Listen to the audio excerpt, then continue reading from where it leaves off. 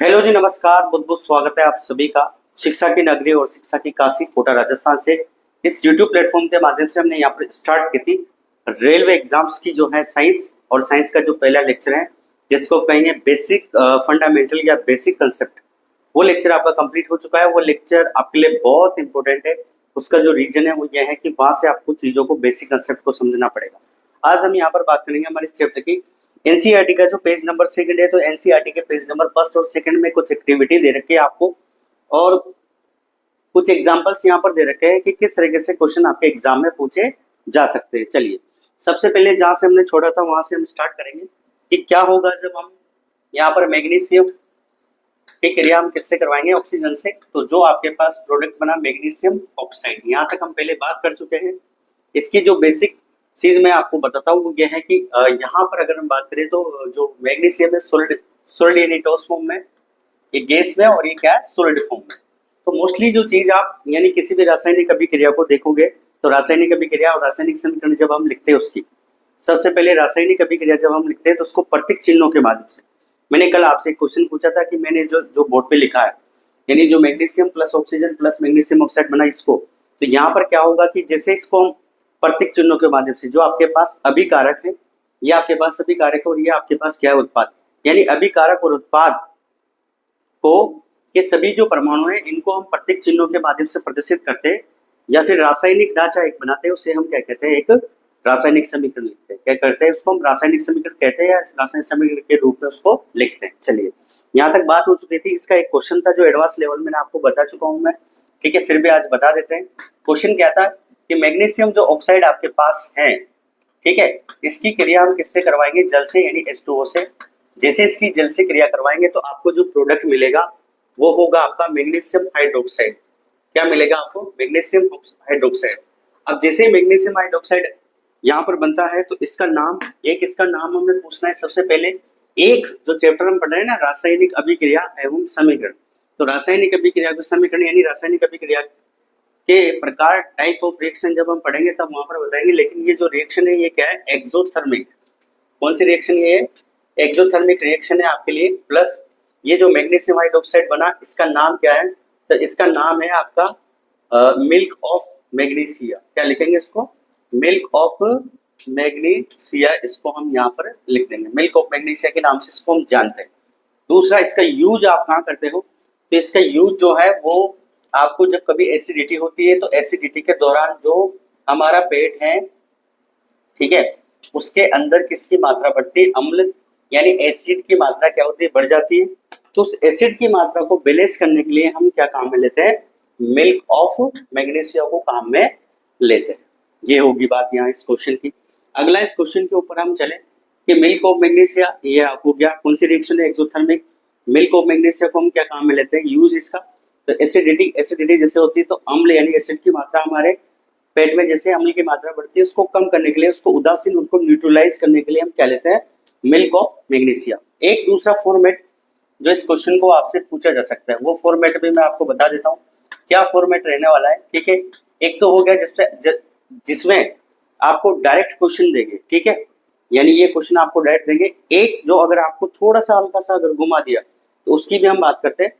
और जो क्वेश्चन का फॉर्मेट होगा वो होगा आपका एटॉमिक नंबर को लेकर। किसको लेकर, एटॉमिक नंबर को लेकर।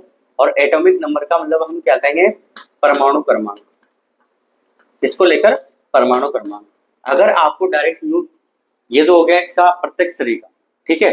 इसको अप्रत्यक्ष यानी इनडायरेक्ट तरीके से अगर आपसे पूछ लेंगे तो क्या पूछेंगे कि परमाणु क्रमांक जो 12 है उसके ऑक्साइड, परमाणु क्रमांक 12 के ऑक्साइड की नेचर आपको बतानी है, प्रकृति आपको बतानी है। इसके अलावा इसका नाम क्या है वो भी आपको बता सकते हैं। तो सबसे पहले बहुत इंपॉर्टेंट है कि हमें ये जानना है कि यहाँ पर कम से कम आपको 30 से 40 अंकों का जो एटॉमिक नंबर है पीरियोडिक टेबल के अंदर वो आना बहुत जरूरी है। 40 तक आपको कम से कम याद होना चाहिए।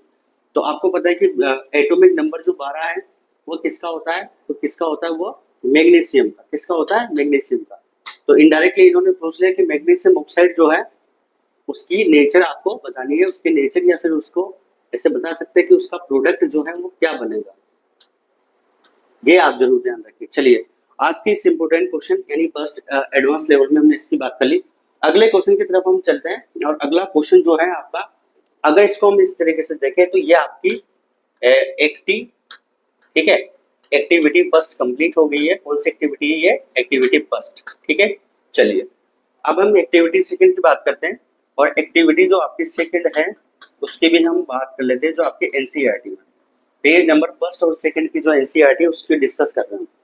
चलिए एक्टिविटी सेकंड हमसे क्या कहती है? तो एक्टिविटी सेकंड हमसे कहती है कि लेड नाइट्रेट की क्रिया अगर हम पोटेशियम आयोडाइड से करवाएंगे तो क्या होगा।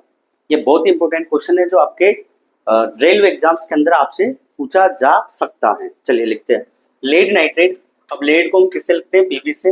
नाइट्रेट यानी NO32। ठीक है, इसको हम लेते हैं और इसकी क्रिया हम किससे करवाएंगे? इसकी क्रिया हम किससे करवाएंगे? Potassium iodide. तो ये आपका पोटेशियम आयोडाइड हो गया। ठीक है, बैलेंस करना आपको सिखाएंगे। पहले हम रिएक्शन को लिख लेते हैं, जैसे आगे बढ़ेंगे तो वो भी हमें बताएंगे आपको। लेड नाइट्रेट की क्रिया जब हम पोटेशियम आयोडाइड से करवाएंगे तो यहाँ पर आपके पास एक तो बन गया पोटेशियम आयोडाइड जो सॉलिड फॉर्म में होगा, और प्लस आपके पास एक बन गया पोटेशियम नाइट्रेट, तो आपको एक्वस में ही मिलेगा। इसको बैलेंस करने के लिए यहाँ कितना लगाएंगे? 2 लगाएंगे। ठीक है, चलिए तो ये एक्टिविटी आपकी सेकंड है, एनसीईआरटी के अंदर आपको दे रखी है कि क्या होगा जब हम लेड नाइट्रेट की क्रिया किससे कराएंगे? पोटेशियम आयोडाइड के साथ। तो इस अभिक्रिया में, इस रिएक्शन में आपसे जो क्वेश्चन पूछा जा सकता है वो होगा ये, यानी जैसे ही हम, ध्यान से सुने आप, जैसे ही हम लेड नाइट्रेट की क्रिया पोटेशियम आयोडाइड से करवाएंगे तो हमें यहाँ पर जो लेड आयोडाइड जो प्राप्त होगा, ठीक है, लेड आयोडाइड जो आपको प्रोडक्ट के रूप में प्राप्त होगा वो आपका किस फॉर्म में होगा? सॉलिड फॉर्म में। यानी ये आपको देंगे पीला अवक्षेप। क्या देंगे? पीला अवक्षेप, जिसको हम कहेंगे वो देगा आपको। क्या देगा? पीला अवक्षेप आपको देगा। तो बहुत ही महत्वपूर्ण क्वेश्चन है कि आपको रिएक्शन देके, ये रिएक्शन देके आपसे पूछ सकते हैं कि निम्न में से कौन सा जो है पीला अवक्षेप देते हैं, या कोई सी रिएक्शन आपको दे दी, जैसे ऊपर वाली रिएक्शन दे दी, ये वाली दे दी, अगली रिएक्शन आपको दे दी। ये सब रिएक्शन देकर आपसे पूछा जा सकता है कि निम्न में से कौन सी रासायनिक अभिक्रिया आपको पीला अवक्षेप देती है। तो पीला जो अवक्षेप, और किस फॉर्म में? सॉलिड फॉर्म में। जो लेड आयोडाइड आपका बना है वो किस फॉर्म में? सॉलिड फॉर्म में। पीला अवक्षेप जिसको हम कहेंगे वो आपको देता है येलो अवक्षेप। ठीक है, इस क्वेश्चन को इस तरीके से आपसे पूछा जा सकता है, जो आपका एनसीईआरटी का क्वेश्चन है।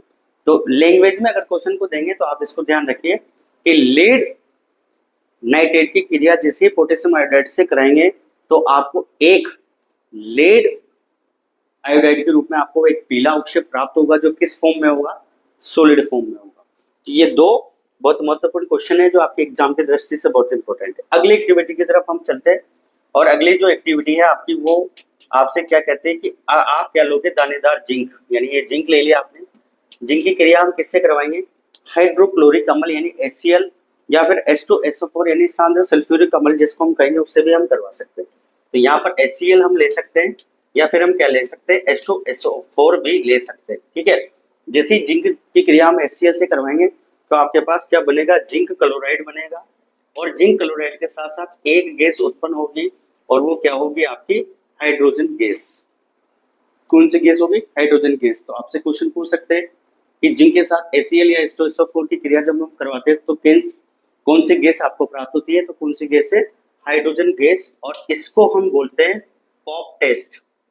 इसको हम क्या बोलते हैं? Pop test. यानी कुल मिला के जब इस परीक्षण को करते हैं तो जैसे ही गैस निकल रही होती है, जब हम किसी माचिस की तिल्ली वगैरह को लेकर जाएंगे तो वहां पर एक पॉप एक साउंड पैदा होगा। क्या पैदा होगा? साउंड, यानी पॉप नाम से ध्वनि पैदा होगी।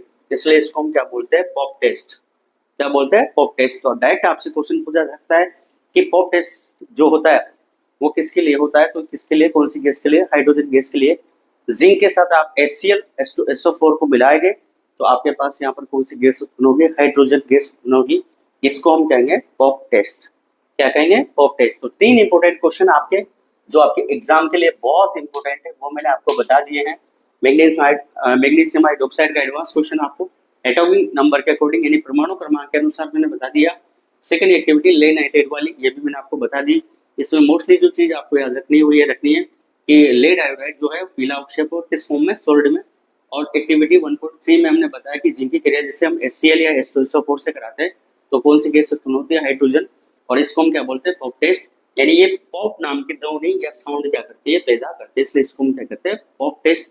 ये पेज नंबर जो सेकंड है आपका, उसकी एक्टिविटी के क्वेश्चन है जो आपके एग्जाम की दृष्टि से बहुत इंपॉर्टेंट है। रेलवे एग्जाम्स में इस तरह के क्वेश्चन आपसे पूछे जा सकते हैं। तो प्लीज सभी विद्यार्थियों से मेरी ये रिक्वेस्ट है कि अगर ये लेक्चर आपको अच्छा लगा तो प्लीज आप इसको लाइक शेयर सब्सक्राइब कीजिए और बेहतरीन तरीके से, यहाँ पर देखो संसाधनों का अभाव हो सकता है लेकिन क्वालिटी कंटेंट का बिल्कुल बिल्कुल भी अभाव नहीं होगा। आप सभी का बहुत बहुत धन्यवाद।